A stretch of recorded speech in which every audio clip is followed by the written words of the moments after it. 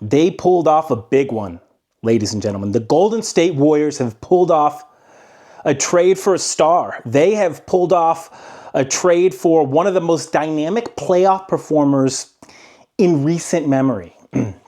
First of all, let's get the trade details in, and then we'll just get some overall thoughts. I don't have a lot of notes or anything like that. We're freestyling it because the Golden State Warriors just acquired Jimmy freaking Butler. Yes, Jimmy Butler is a Golden State Warrior. Let's break it down. The Warriors traded Andrew Wiggins, Dennis Schroder, Kyle Anderson, a protected first-round draft pick. Now, I believe it's a 2025 draft pick.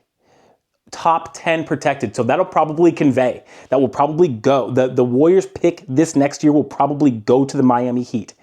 And also, I believe that Lindy Waters was traded as well for Jimmy Butler. So it was a 1, 2, 3. It was a 4-for-1 trade, and the Dubs gave up a draft pick.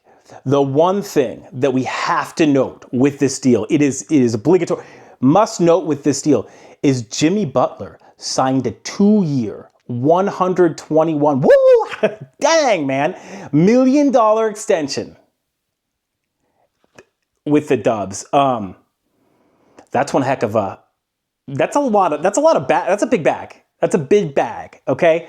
So my initial reaction is I like the trade because Jimmy Butler committed to the Golden State Warriors through Stephen Curry and Draymond Green's tenure. So signed tenure, okay? So Steph and Draymond both have 2 years after this one left on their contracts. So Jimmy Butler's contract is going to match up with theirs. So the Warriors will have 2 Hall of Famers going into the twilight of their careers and 1 all-star player who's a playoff performer. He's a prime-time playoff performer, Mr. Jimmy Butler is. So I mentioned the contracts. I mentioned this because now it's time for those 3, Steph, Draymond, and Jimmy Butler, to really get down to business. It is now with all the money, with all the good stuff, with the $60 million contracts, who knows how much more money they're getting. But with all of that comes a responsibility to club, a responsibility to culture. Those guys they got to be the hardest working guys there. Those veterans really need to set the trend specifically for Jonathan Kuminga, Brandon Pajinski, and also the sort of like the mid-tier vets like Buddy Hield. They should fall in line if the Warriors stars set that precedent that no, we mean business. And I'm going to tell you what, I filmed this, we're filming right now after the Warriors just lost to the Utah Jazz. They can't have that. I mean, that's that's part of the reason why they traded for a player like Jimmy Butler, right? But here's the thing, this is what I mean, is the Warriors gave up like 20 points in the last 3 minutes. They weren't getting any stops to the friggin' Utah. The Utah Jazz were trying to lose. The Jazz are like literally trying to lose, and they beat the Warriors.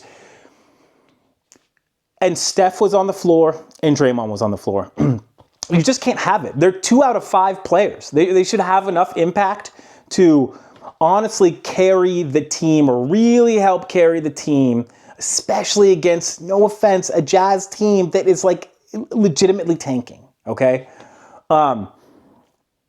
What does Jimmy Butler provide? Let's give a little bit of that. Number one, he is a professional. He is a dog. Excuse me. Whoa. What was that? Was that a sign? I have a question. Was that a sign? You know, it just fell. You know what we got there? Steve Kerr. Interesting. Well, I think that was a sign. Dub Nation, we're not sure though. The Steve Kerr book fell off the shelf right when I was talking about Jimmy Butler's fit with the Warriors. Let's book that under weird things that happened in the at C-Train Station.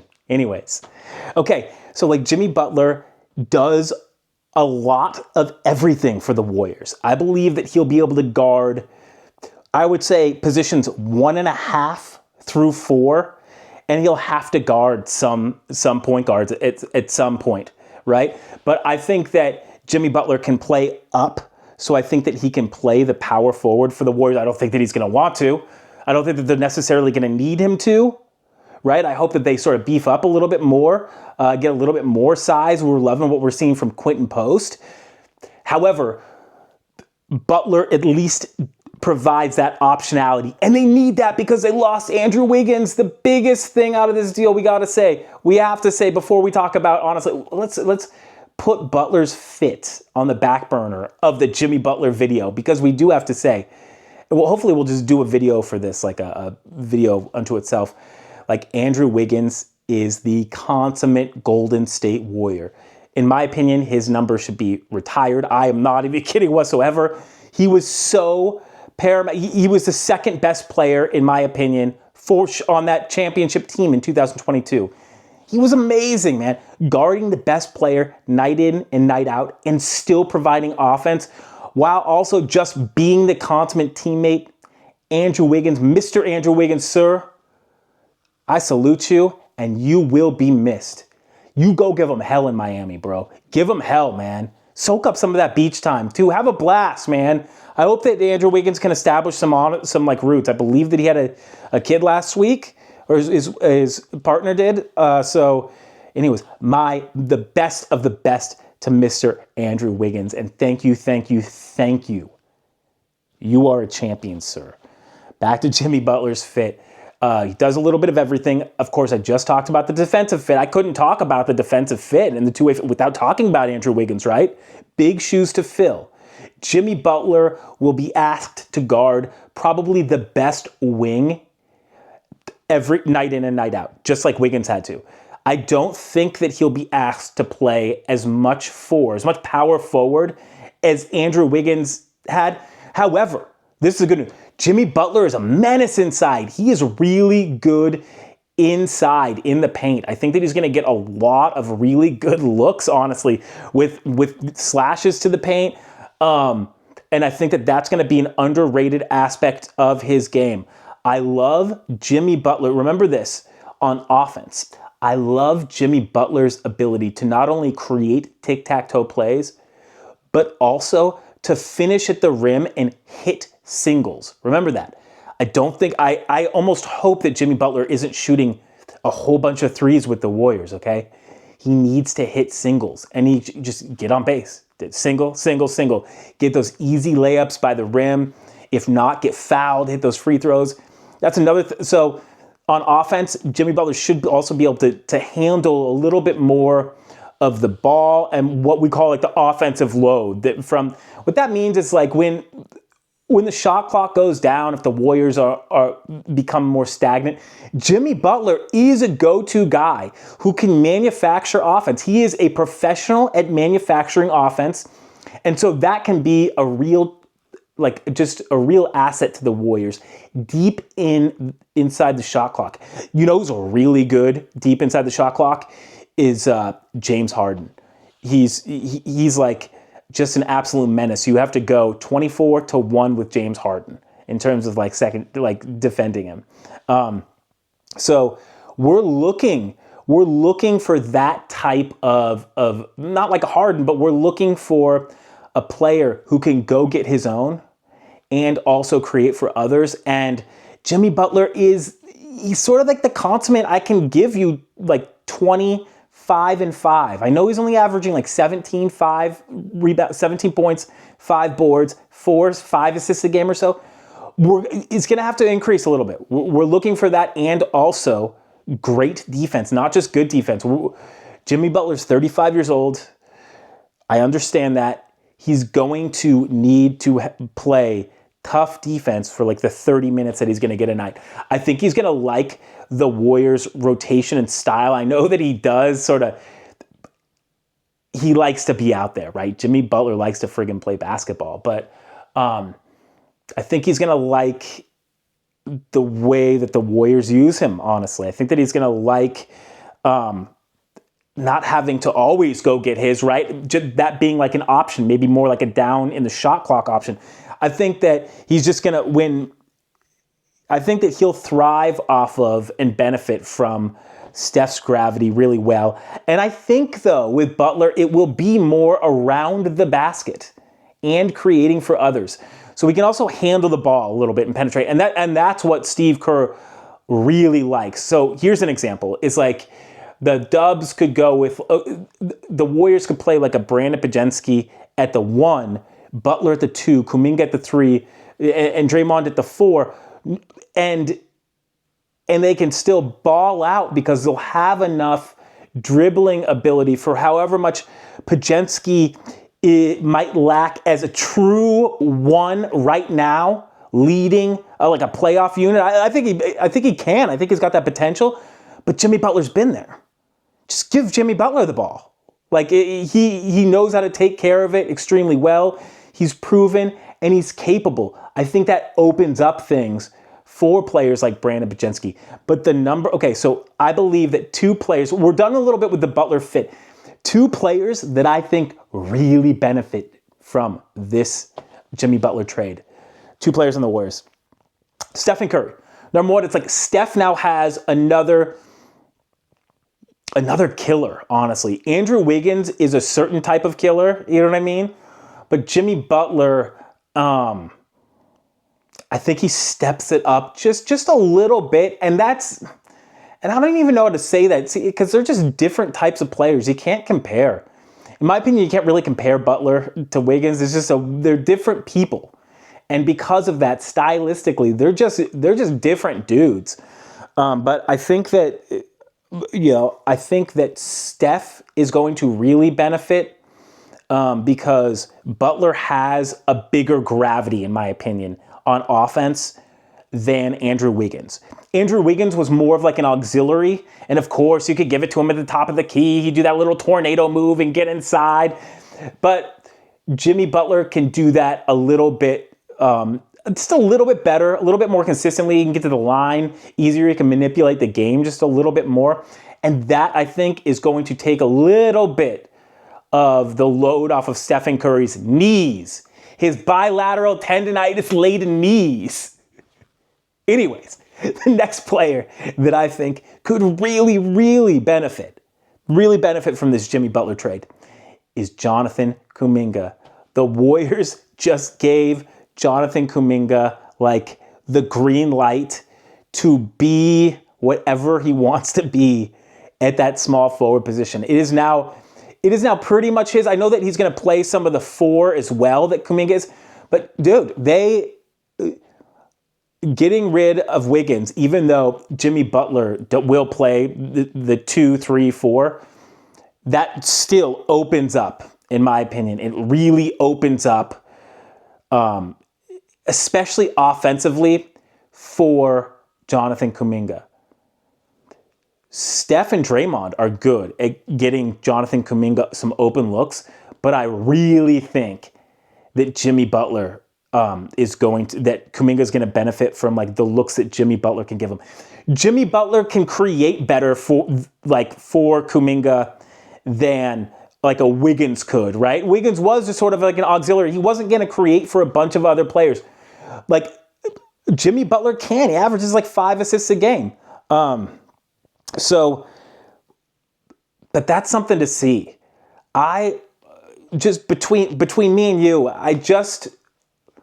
I hope that Jonathan Kuminga can keep up. I really hope that he can keep up. In the past, I believe with G League Ignite, I know with the Warriors, he's had his own knee tendonitis issues. I have yet to see a run of completely consistent, positive Jonathan Kuminga play. So it's like always such an up and down, always such an up and down. That's okay if you're just a great team, but I'm telling you, the Warriors aren't a great team. The margins, right? The margins are smaller. You can't just have an oops turnover. And I know that Kuminga's only like 22, right? Still, he's going to need to tighten things up. Playing with Jimmy Butler is a tighter ship. Now playing with Jimmy Butler and Draymond Green, it is going to be a way tighter ship, I believe, than with Wiggins. These are 2 incredibly powerful and profound personalities, Draymond Green and Jimmy Butler, that are coming together. And that's another thing. Look, this is just between me and you. Look, if Jimmy Butler and Draymond Green, if they can't amicably get along, and this is actually what I mean by it. Listen to this, because this is so important.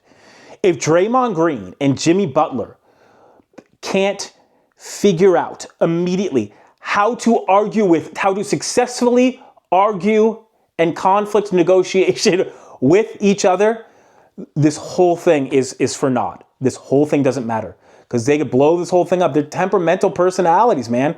These players are two intense guys. And I sort of get it, but I don't in this respect. They are literally millionaires. It is their job to play at the highest level. And that involves communicating as a team to successfully achieve your goal. And trust me, if you are punching your teammate and knocking them out, at least, like how Draymond did to Jordan Poole, okay, you're definitely not positively contributing to that culture at all. Like, that stuff has to go. You can listen to, and this is so interesting. Because I'd love to bring this up. Okay, if these players can't control themselves physically and whatnot, and I'm talking about the Draymond punch, just wait. Have a scheduled time in the off season or when it doesn't matter as much, to have a light sparring session sanctioned with full headgear, full stuff, so you guys can spar with each other physically. Learn jiu-jitsu and roll with each other then. But stop messing around. Stop messing around. No more hitting. And I get it. Yeah. But C-Train, I don't know if you know this, Michael Jordan and Steve Kerr, yes, Warriors coach Steve Kerr, got into a fight. One of them punched one another at practice, right? The physical altercation doesn't necessarily have the highest rate of success with regards to culture. You can literally conflict, negotiate, and also argue. But understanding here's what we can do. There's a John Wooden quote. And I'm just beating the drum now, but there's a John Wooden quote, okay? It's okay to disagree. It's just just don't be disagreeable. It's okay to disagree. Just don't be disagreeable. C-Train's laying down some sermon right now. I'm preaching a little bit, aren't I? What next? Let's wrap this up. I really want to get this. I want to get this video out because, first, initial trade reaction. Want to get it the night of the trade, right? But when we're talking about moving forward, the Golden State Warriors cannot be done. That's also what I'm here to say. This was actually a good start, but it turns into everything turns great if the Warriors can get one more incredibly quality player. Nikola Vucevic, absolutely. Now, yes, absolutely. I would love Vucevic. Vucevic alone without Jimmy Butler, no. Vucevic with a dude who knows how. Here's one thing I can say about Nikola Vucevic. Kevin Durant has definitely tweeted way back in the day about that he is a great big to play with, or he would be a great big to play with. That's all I need to hear. I think that he a great stretch five. He would just bring size to the defense, not necessarily anything else, but the Warriors need that a little bit. I would love Vucevic now.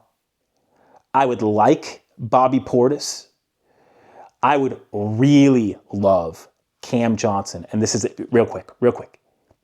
If the Warriors can somehow dangle their last, I think that the Warriors have one more eligible pick. If they can dangle that, first round draft pick.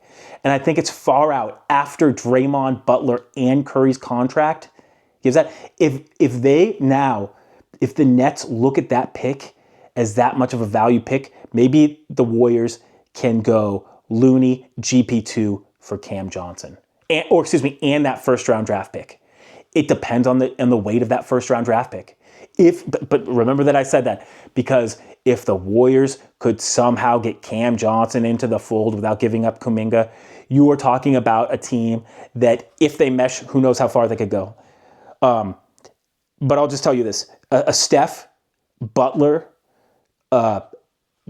Steph, Butler, Kuminga, Cam Johnson, and Draymond Green with Pajinski coming off the bench, and who Buddy Hield, or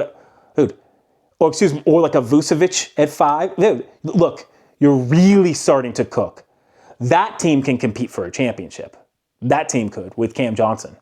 So the Warriors need to think about that. It's like, can we combine like a GP2 and Looney? And does that first round draft pick now hold more value for other teams because it's when like everybody's off the books for Golden State?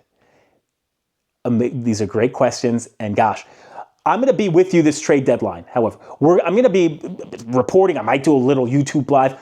I will be with you the trade deadline. It is Thursday at like noon, I believe, something like that. 6 noon. Doesn't matter when it is. Google when the trade deadline is. It is definitely Thursday, like tomorrow. So it's going to be great. Hey, if there's one more player who you want to see the Warriors acquire, who's it going to be? And also, is there one player that like maybe you wouldn't mind trading from the Warriors right now?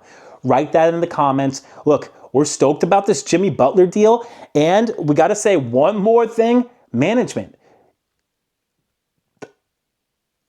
I love the ability for management to engage. They engaged and exchanged. Like management exchanged. That means something. That means something to Dub Nation, and I think that means something to Steph Curry and Draymond Green.